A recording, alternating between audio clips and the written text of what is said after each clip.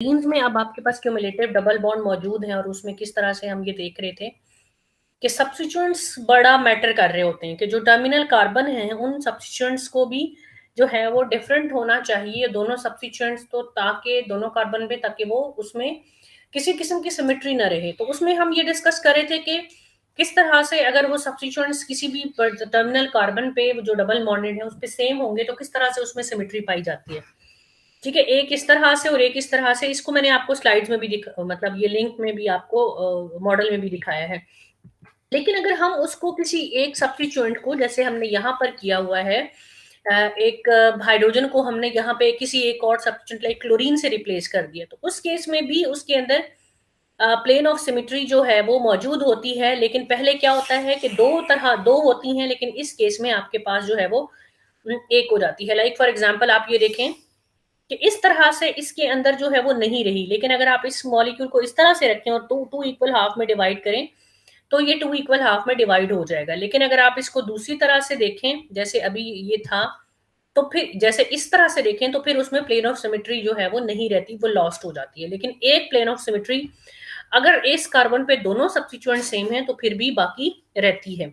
लेकिन अगर हमारे पास इस तरह का केस हो जिसमें दोनों कार्बन पे दो डिफरेंट सब्स्टिट्यूएंट्स हों, जैसे कि आपके पास इस स्लाइड यहाँ पे इस मॉडल में आप देखें, तो अगर आप इसको किसी भी तरीके से टू यानी कि वर्टिकल इसमें इसको इस तरह से कट करें, इस तरह से कट करें या इस तरह से कट करें, तो फिर उसमें कोई भी प्लेन ऑफ सिमेट्री जो है वो बाकी नहीं रहती। तो आपके पास ये लिंक्स मैंने स्लाइड्स पे रखे हुए हैं, आप इसको देख सकते हैं कि जब आपके पास दोनों कार्बन पे दोनों सब्स्टिट्यूएंट सेम हो तो दो मिरर प्लेन्स उसमें होती हैं।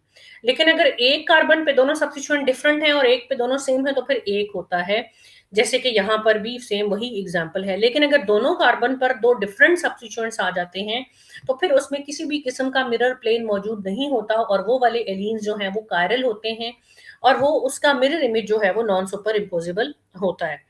इसमें आपके पास डिफरेंट कुछ क्राइटेरिया हैं कि इस तरह से आप किस तरह से ये डिसाइड कर सकते हो कि कौन सा वाला एलीन जो है वो कायरल होगा या नहीं। अगर उसके साथ दोनों सब्स्टिट्यूएंट्स डिफरेंट अटैच हैं तो फिर उसमें आपके पास ये डिफरेंट एग्जांपल्स हैं जिसमें आपको दिखाया गया है कि ये आपके पास कायरल एलीन्स की एग्जांपल हैं। लेकिन अगर किसी भी एक कार्बन के ऊपर दो सब्स्टिट्यूएंट्स आपके पास जो हैं वो सेम हैं तो फिर वो एक कायरल एलीन्स होंगी। ठीक है, तो ये आपके पास डिफरेंट एग्जांपल्स हैं जिनको स्टडी करने से आपको पता चलेगा कि अगर किसी कार्बन के साथ दोनों सब्स्टिट्यूएंट सेम हैं तो वो एक कायरल होगा, लेकिन अगर कार्बन के साथ दोनों सब्स्टिट्यूएंट डिफरेंट हैं तो वो वाली एलीन्स जो हैं वो आपके पास जो है वो कायरल एलीन्स होंगी। ये डिफरेंट एग्जांपल्स हैं। इसी तरह एलीन्स से मिलती जुलती एक और आपके पास क्लास ऑफ कंपाउंड है जिसे हम क्यूमेलीन्स कहते हैं। एलीन्स में क्या होता है, आपके पास दो एडजेसेंट डबल बॉन्ड्स होते हैं, लेकिन क्यूमेलीन्स के केस में आपके पास क्या होता है कि दो से ज्यादा एडजेसेंट जो है वो डबल बॉन्ड होते हैं। वो तीन भी हो सकते हैं और वो तीन से ज्यादा भी हो सकते हैं।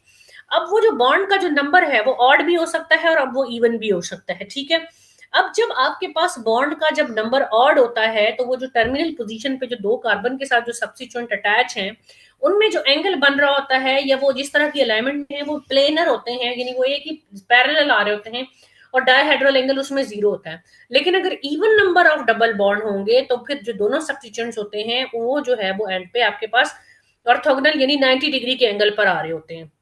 अब आपके पास आपने एलीन्स में देखा कि वो दोनों सब्स्टिट्यूएंट्स अगर वो प्लेनर नहीं होंगे, जो दोनों सॉरी अगर वो 90 डिग्री पे नहीं होंगे तो फिर उनमें सिमेट्री नहीं होगी और फिर वो आप उनको जो है वो कायरल नहीं होंगे। तो इसलिए ऐसे क्यूमलीन्स जिनमें आपके पास even number of double bond होंगे, चूंकि उनके सब्स्टिट्यूएंट्स जो है वो 90 डिग्री उसमें एंगल बन रहा होगा, उसमें सिमेट्री नहीं होगी, तो वो ऑप्टिकल आइसोमरिज्म का फिनोमेना शो करेंगे, यानी वो हम उनको कहेंगे कि वो कायरल हैं। और जिनमें जिनमें even number of double bond ना हो, जिसमें odd number of double bond होगा, तो वो वाले क्यूमलीन्स जो हैं वो आपके पास ज्योमेट्रिकल आइसोमरिज्म का फिनोमेना शो करेंगे। और ये यहाँ इस पैराग्राफ में यही चीज जो है जो मैंने आपको बताई है वो एक्सप्लेन की गई है।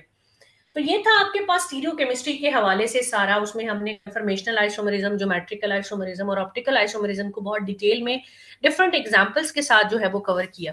ये जो पार्ट है आपका कुछ स्लाइड्स का, जिसमें आपको डिफरेंट तरह की टर्मिनोलॉजीज बताई गई हैं, जिसमें आपके पास regioselective, stereospecific, chemoselective reactions वगैरह आते हैं। ये सिलेबस का हिस्सा तो नहीं है, लेकिन यहाँ पे इसको इंक्लूड करने का मकसद ये था कि कहीं पे भी आप डिफरेंट जो बुक्स वगैरह में रिएक्शन पढ़ते हो, तो उन रिएक्शंस के साथ कहीं ना कहीं कोई टर्मिनोलॉजी लिखी होती है कि ये स्टीरियो स्पेसिफिक है, ये स्टीरियो सेलेक्टिव है, ये रिजियो सेलेक्टिव है, ये रिजियो है, आइसोमर्स हैं। तो उसके हवाले से ये है कि थोड़ा अगर आप इसको देख लें, अगर आप इसको पढ़ लेंगे, तो ये आपके लिए यूजफुल जो है वो हो सकता है कि रिजियो सेलेक्टिव रिएक्शन क्या है, कि उसमें कोई आपके पास कॉन्स्टिट्यूशनल आइसोमर्स आपके पास बन रहे हैं, तो उसमें रिजियो स्पेसिफिक क्या है या रिजियो सेलेक्टिव क्या है, ठीक है। इसी तरह आपके पास स्टीरियो, इसमें डिफरेंट एग्जांपल्स दी गई हैं, फिर स्टीरियो स्पेसिफिक क्या है, ये स्टीरियो सेलेक्टिव रिएक्शन क्या है, वो आपकी कीमो सेलेक्टिविटी क्या है।